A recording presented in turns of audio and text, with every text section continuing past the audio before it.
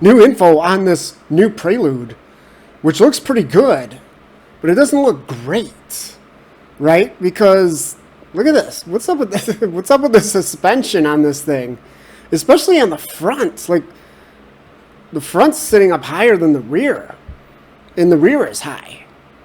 What's up with that? Yeah, it looks like a rally car or something, doesn't it? So I threw this thing in the Photoshop. You know, this would be an easy aftermarket fix, but it's just weird. Especially they're going for fuel economy here too with this thing, right? It's sitting up high. So anyways, you know, either they fix that or you fix that after you buy it. I don't know. But at least you are getting the geometry from the Type R. I don't know about the springs, but everything else, I guess, is from the Type R, including the brakes, right? Which is probably a little overkill, but they do look nice. They look good if you like this blue color. So that's kind of the big question mark. Do you like this blue color? Because it's like a bluish purple, isn't it? And of course, it's the same color that's on the stripes, you know, on the front and rear bumpers. So I kind of wish they would make this optional, right? Make that have a blackout package for that stuff. Because if you like it, sure, you can have it. But I don't know, the blue on the hybrid stuff like this is just like, it was like with the Prius and like the Nissan Leaf and stuff, for doing stuff like that, right? So I don't know, on a Prelude, you know, I don't know, you know, I think you buy this thing because you like the Prelude, right? You like the idea of a Honda Sports coupe that's front-wheel drive, practical, and affordable. I don't know. I don't know how affordable this thing's going to be. We'll talk about that too. But yeah, you know. Anyways, maybe you're not buying this thing because it's a hybrid. So do you really want the blue accents on there, the hybrid accents? I don't know. So, do this thing in the Photoshop again. Just black that out, you know. And by the way, the colors, yeah, there's actually not a whole lot of them. There's only 5 of them, which is kind of disappointing, you know. This is a, you know, what is this? You know, this is a car to kind of make a statement, right? And we got like 5. Well, okay, there's Boost Blue, obviously, is a nice color. But again, even on the Boost Blue, it doesn't match the blue stripes and the blue brakes, right? It's a different blue. So, I don't know. And then red, you know, just the bright rally red. Again, the blue doesn't go with that. The blue does go with this white, though, doesn't it? It does look good with the white. They say this is a new white. And this is the only color that you can actually get a two-tone roof option, the black roof.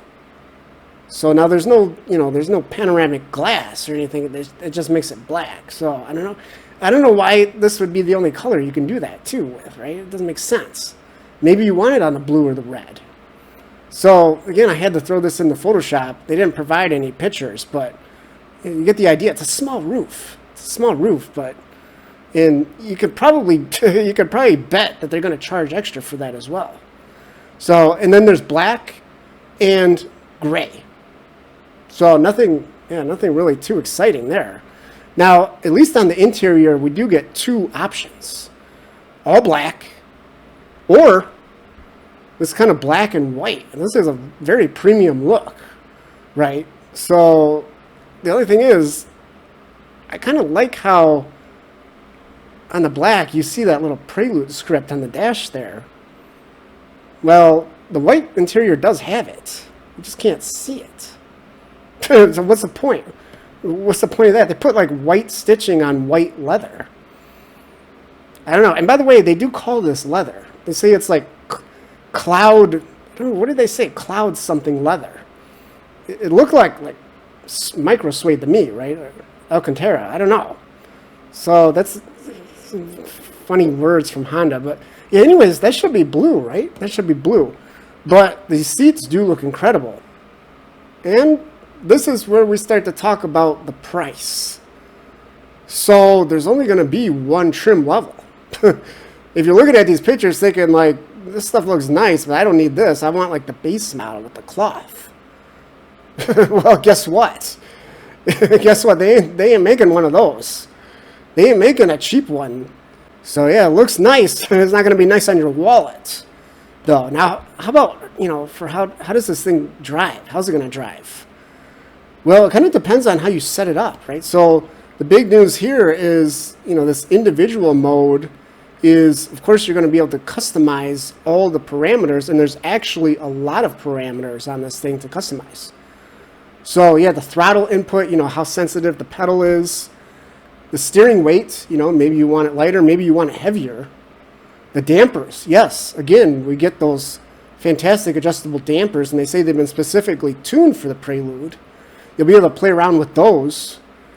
And then kind of the more, disappointing part is the engine sound, right? Is this going to have, an actual active exhaust? No. It's going to be like, how much is pumped through the speakers.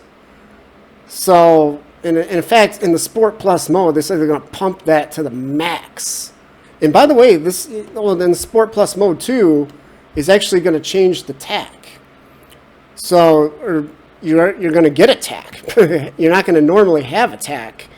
You're going to have the hybrid info there, right? It's not just about, changing gears.